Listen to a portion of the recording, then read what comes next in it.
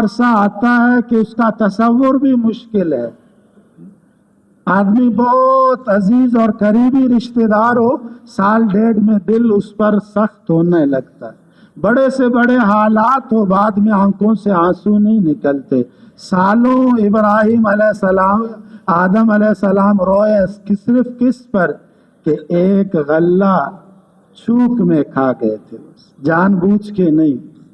اس پر فرما رہے ربنا ظلمنا انفسنا، اے اللہ ہم تو سراسر ظالم ہیں، اے اللہ ہم نے تو اپنے جانوں پر ظلم کیا. ان لم تغفر لنا وترحمنا، یہ تیرے بندے اگر ان پر تیری مغفرت اور رحمت نہ ہوئی تو اے اللہ یہ گناہ ہمارے ہلاکت کے لیے بہت زیادہ ہے. انبیاء کی دعائیں یہ بہت بڑی رہبری کرتے ہیں. یونس علیہ السلام جان بوجھ کر قوم کو نہیں چھوڑ کے گئے. ظن غالب ہوا کہ اب عذاب نازل ہوگا تو اس لیے ان کو چھوڑ کے چلے جاؤ. ایک اجتہاد تھا ان کا، ایک ان کی رائے تھی جو اللہ کو پسند نہیں تھا، گناہ نہیں، لیکن اس پر جب اندر گئے ہیں تو کتنے لجاجت کے الفاظ استعمال فرما رہے، لا الہ الا انت سبحانک انی کنت من الظالمین. اے اللہ میں ہی ظالم ہوں، ظلم تو بس مجھ سے ہوا، سبحانک تو ہر کوٹ سے، ہر طرح کے ظلم سے اللہ پاک. میرے عزیز و دوستو، نافرمانی کا راستہ، بے دینی کا راستہ یہ ہلاکتوں کا راستہ ہے. بے دینی پر اللہ کی رحمتیں نازل ہو یہ ناممکن ہے. آگ ہو اسباب کے حد تک اور وہاں اس کو راحت ملے، یہ اللہ نے دنیا کا نظام نہیں بنایا. جیسے سورج جب آتا ہے تو لازم ہے کہ روشنی پھیلتی ہے، رات اندھیرا، رات ہو تو اندھیرا آتا ہے. اطاعت کا اصلی اطاعت کا ثمرہ کہ رحمتیں اور برکتیں اترتی. اور ہمارے بڑے فرماتے ہیں یہ جو دنیا میں اتر رہا اطاعت پر، دین پر، خدا کی بندگی پر، یہ برکت ہے، وعدہ نہیں، یہ بدلہ ہے. یہ بدلہ نہیں ہے، یہ صرف برکت ہے. بدلہ تو آخرت میں ملے گا.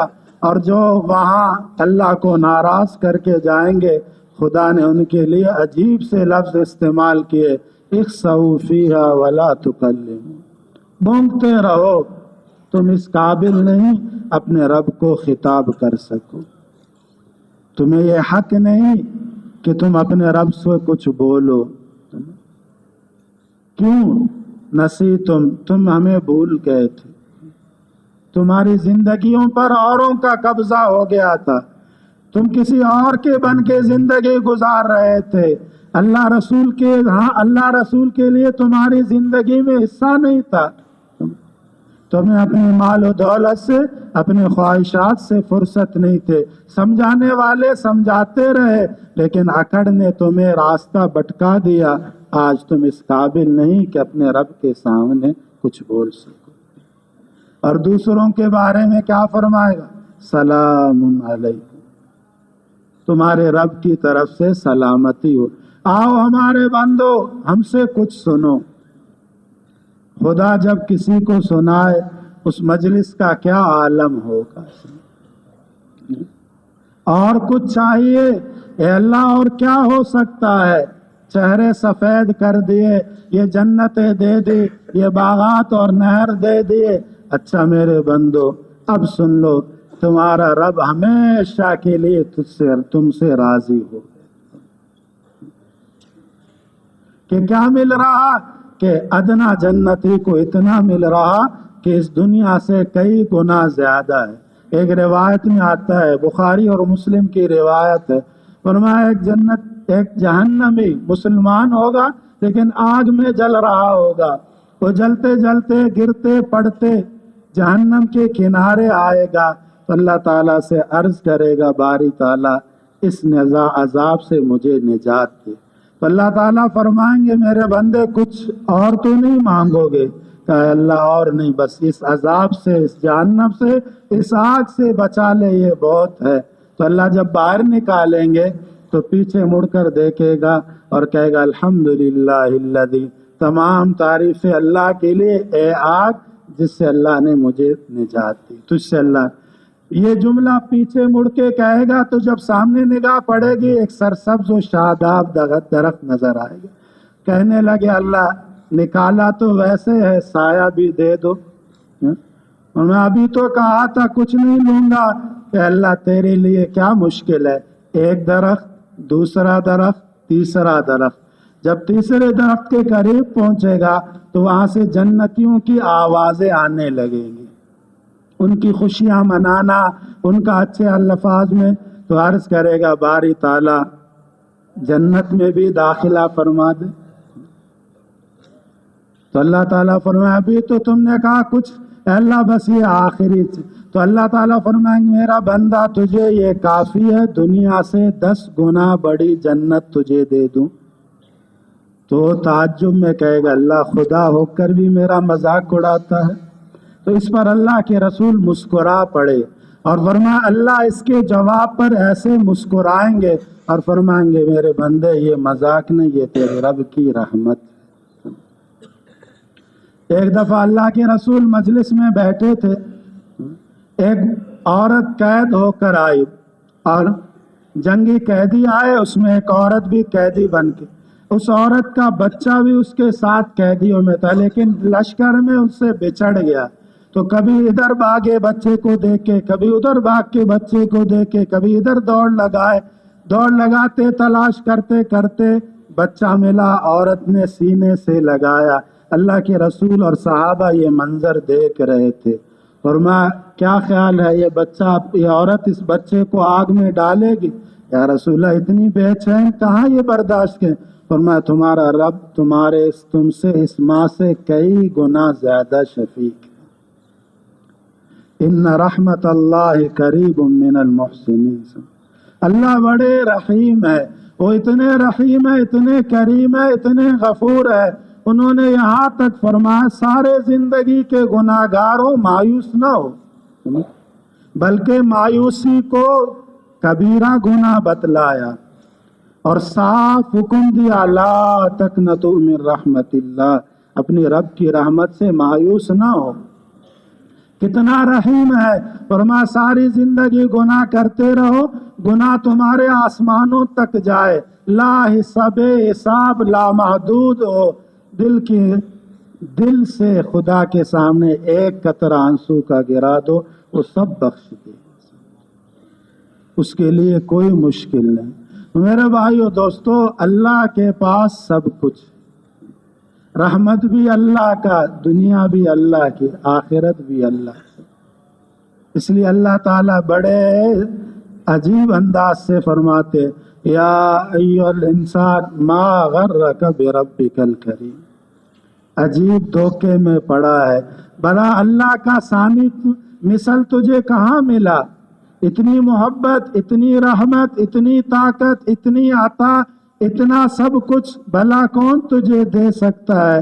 اے میرے بندے پھر تو کہاں گم، کبھی فرماتے ہیں کہاں تم بھٹکے جا رہے ہو، کہاں اپنی صلاحیتوں کو لگا رہے ہو؟